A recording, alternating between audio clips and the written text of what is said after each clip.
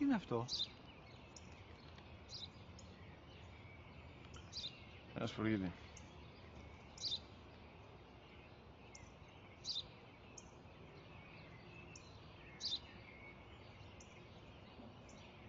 Τι είναι αυτό?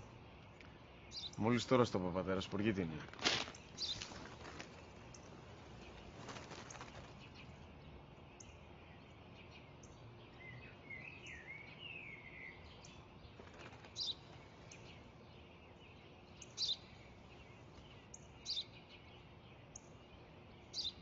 Τι είναι αυτό?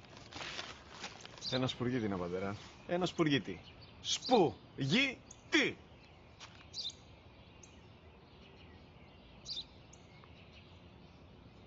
Τι είναι αυτό? Γιατί το κάνεις αυτό το πράγμα, μπορείς να μου πεις? Τόσες φορές σου είπα, είναι ένα σπουργίτη. Δεν το καταλαβαίνεις.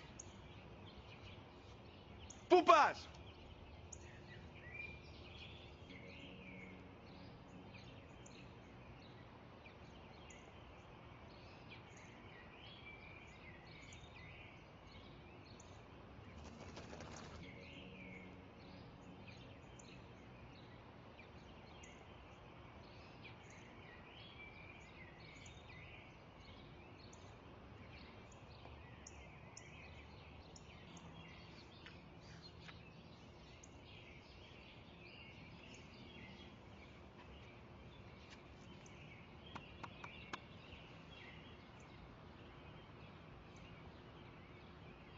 Δυνατά. Σήμερα ο μικρός μου γιος που πριν λίγες μέρες έκλεισε τα 3 καθόταν μαζί μου έξω στο πάρκο όταν ένα σπουργίτη ήρθε και κάθισε απέναντί μας. Ο γιος μου με ρώτησε 21 φορές τι ήταν αυτό και του απάντησα και τις 21 φορές ότι ήταν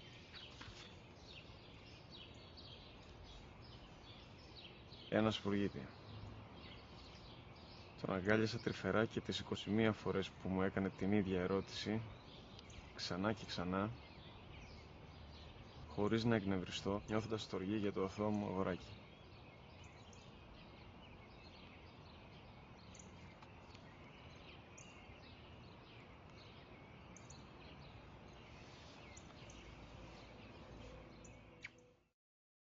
وقضى